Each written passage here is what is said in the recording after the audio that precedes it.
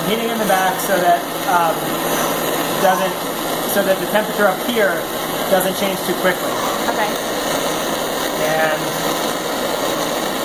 that just gives you the ability to notice the colors go up?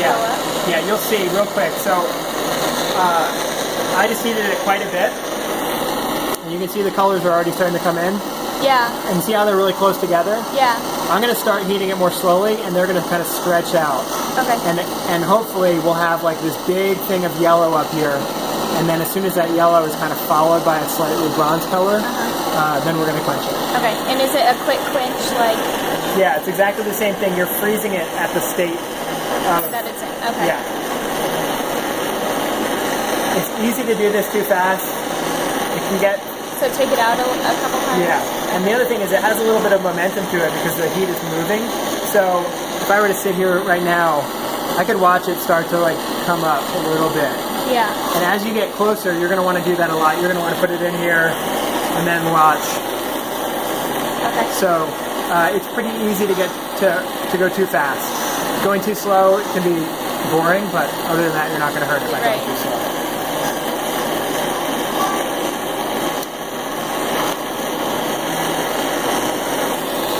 Okay, yeah. So see how, because I'm going slow, this is starting to really, the yellow part is starting like to get lengthen, really, yeah.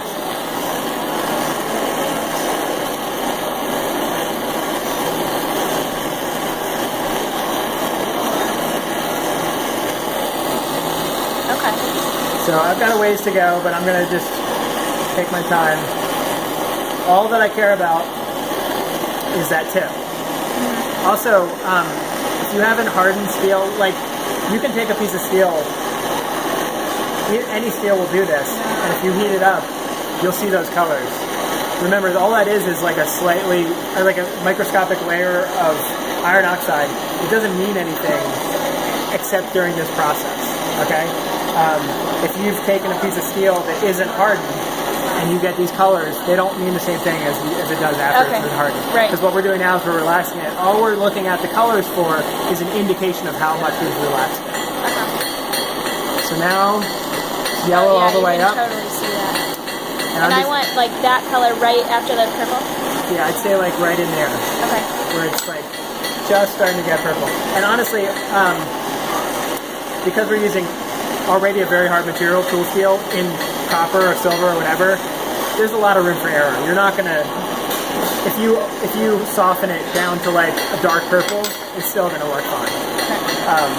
But ideally, the right way to do it is to get a bronze with a tiny bit of purple in it. So I'm pretty close here. You can see why it's really important to have a good uniform surface, because I kind of was lazy about that part. You can't really tell what's going on there. But these faces, which are cleaner, they're telling me a lot more. Yeah. And you're constantly twisting it to make sure everything's even? Exactly. Okay. And I can see there's starting to be a little bit of purple in there. Yeah. I'm very close. So maybe just a couple more seconds then. Is it, you have to immediately quench it, or is it? Well, you want to quench it as soon as the colors are where you want them to be. Okay. It's not like hardening where I'm going to come back in and get it back up to temperature.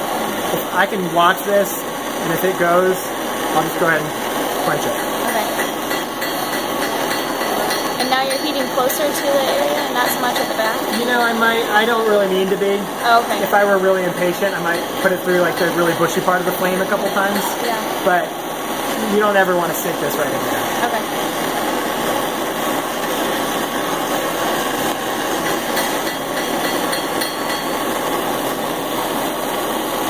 I think that's pretty good. Yeah.